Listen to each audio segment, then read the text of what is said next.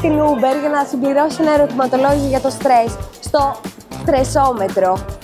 Η αλήθεια είναι ότι είχα αρκετό στρες, αλλά μπήκα στην κλήρωση για ένα ταξίδι για 2 άτομα. Μου δώσανε έκπτωση στις επόμενες διαδρομές μου και κέρδισα και ένα στρεσομπαλάκι Uber. Ευχαριστούμε.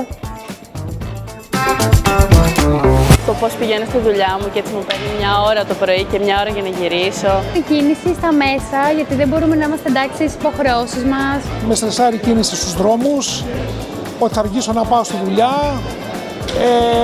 θα αργήσω να γυρίσω στο σπίτι, θα γκρινιάζουν τα παιδιά, όλα αυτά. Πιο πολύ τα μέσα. Και άμα θέλω να πάω κάπου με τους φίλους μου, με τα μέσα αγχώνομαι. Σίγουρα είναι επικίνδυνα πλέον τα λεωφορεία και τα τρένα και χρειάζεται πολύ προσοχή. Αυτό που δεν μπορώ, που δεν εξαρτάται από μένα, η κίνηση. Το να είμαι στην ώρα μου, δεν ξέρω αν θα έχει κίνηση, τι ώρα πρέπει να φύγω.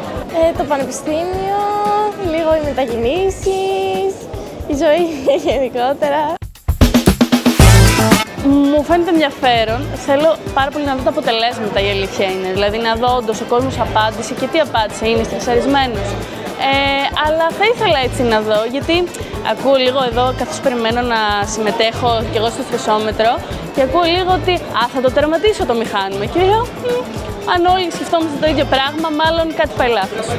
Μου άρεσε πάρα πολύ γιατί ήταν κάτι διαφορετικό και εγώ δεν το έχω ξαναδεί στην αγορά, να το πω έτσι, γιατί το στρες είναι κάτι που υπάρχει και από ό,τι έχω δει και από τους μπροστινούς μου υπάρχει σε μεγάλο βαθμό.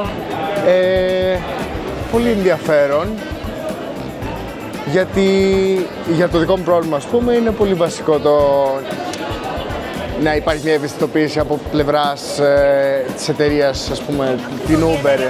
Μου φάνηκε πολύ πρωτότυπο, δεν έχουμε ξαναδεί κάτι τέτοιο στην χώρα μας και είναι πολύ καλό να υπάρχουν κάτι τέτοια τα οποία φτιάχνουν, κοιτάνε το στρες και μπορούμε να δούμε και εμείς τι στρες υπάρχει στον κόσμο γύρω μας. Πολύ καλή, μ' άρεσε πάρα πολύ. Δεν σε δυσκόλεψε κάτι? Όχι. Ωραία.